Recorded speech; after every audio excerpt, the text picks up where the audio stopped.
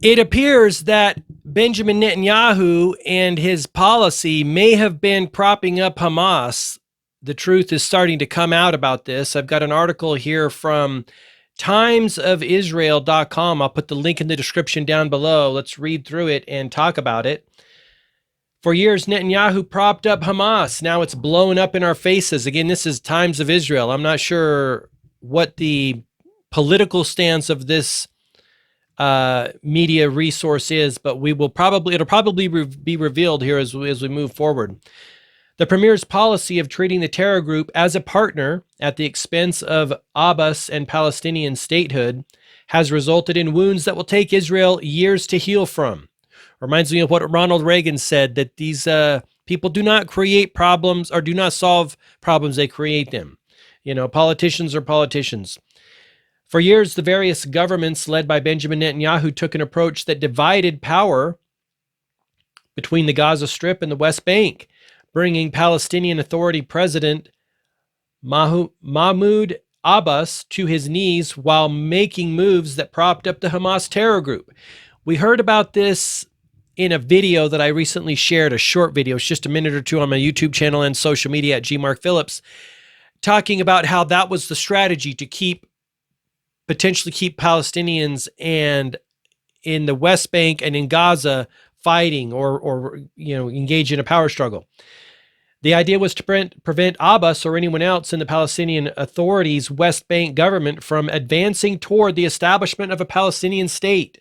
Of course, thus, amid this bid to impair Abbas, Hamas was upgraded from a mere terror group to an organization with which Israel held indirect negotiations via Egypt, and one that was allowed to receive infusions of cash from abroad. That's wild. Hamas was also included in discussions about increasing the number of work permits Israel granted to Gazan laborers, which kept money flowing into Gaza, meaning food for families and the ability to purchase basic products. Israeli officials said these permits, which allow Gazan laborers to earn higher salaries than they would in the enclave, were a powerful tool to help preserve calm. Toward the end of Netanyahu's fifth government in 2021, approximately 2,000 to 3,000 work permits were issued to Gazans. This number climbed to 5,000, and during the Bennett Lapid government rose sharply to 10,000. Since Netanyahu returned to power in January 2023, the number of work permits had soared to nearly 20,000. Additionally, since 2014, Netanyahu-led governments had practically turned a blind eye to the incendiary balloons and rocket fire from Gaza. Meanwhile, Israel has allowed suitcases holding millions in Qatari cash to enter Gaza through its crossing since 2018 in order to maintain its fragile ceasefire with the Hamas rulers of the Strip. And that's what that video talked about that I shared on my social media as well.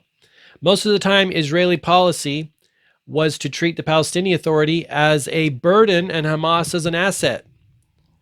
Far-right MK Bezalel Smotrich, now the finance minister in the hardline government and leader of the religious Zionist parties, said so himself in 2015.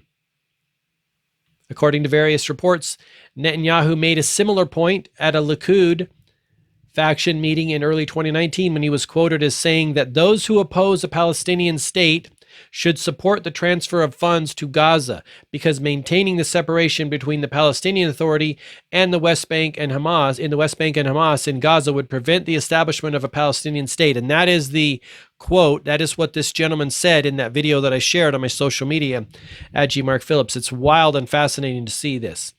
While Netanyahu does not make these kind of statements publicly or officially, his words are in line with the policy that he implemented. This gentleman appears to be Palestinian Authority President Mahmoud Abbas, looking on as he receives Palestinian athletes in Ramallah in the West Bank on August 4th, 2023. Okay. The same messaging was repeated by right-wing commentators who may have received briefings on the matter or talked to Likud higher-ups and understood the message. Bolstered by this policy, Hamas grew stronger and stronger until Saturday, Israel's Pearl Harbor. This was an article, again, remember back from, when was the date of this? The date of this article was October 2023. So I think that was, yeah, this was October. This was written in October 8th, so one day after the tragedy. Let's find out where we were here. Bolstered by this policy, Hamas grew stronger and stronger until Saturday, Israel's Pearl Harbor, the bloodiest day in its history, when terrorists crossed the border, slaughtered hundreds of Israelis, and kidnapped an unknown number under the cover of thousands of rockets fired at towns throughout the country's south border. And many people, myself included, have serious questions about that. If I was living in Israel, I would be far more concerned with how one of the most secure borders in the world, the most sophisticated technology, surveillance in the world broke down for those 6 hours. Far more concerned about that. Just like I am far more concerned about what happened on September, 1/1 back in early 2000s.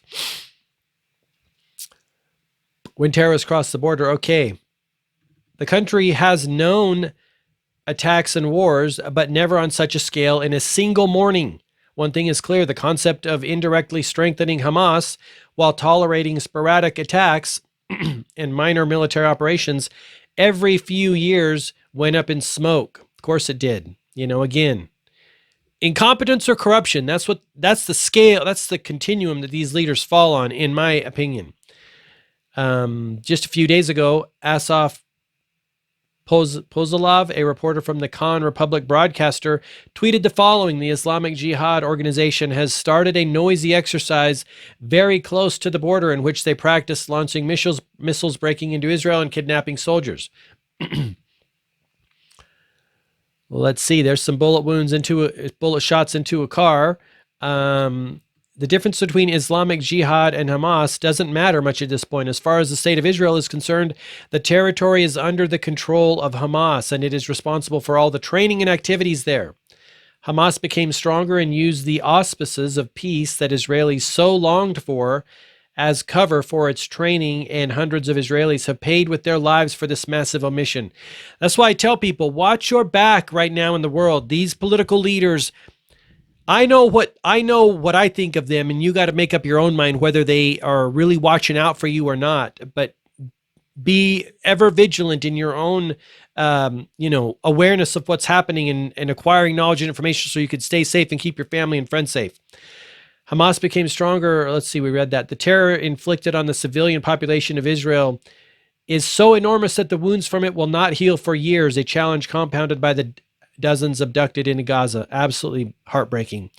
Judging by the way Netanyahu has managed Gaza in the last 13 years, it is not certain there will be a clear policy going forward. All right, that's the article.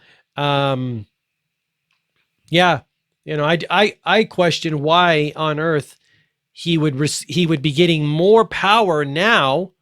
That why would he get him? Why do you give a person who has failed his people, and this goes back to George Bush too, you're the commander in chief, you fail your country and you get emergency powers? It's totally complete bullshit. It makes zero sense whatsoever.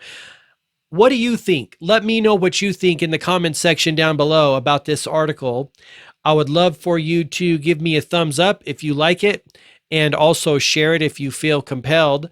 I'd also like to have you as a subscriber, not only here on my YouTube channel, but also anywhere on social media at GMarkPhillips.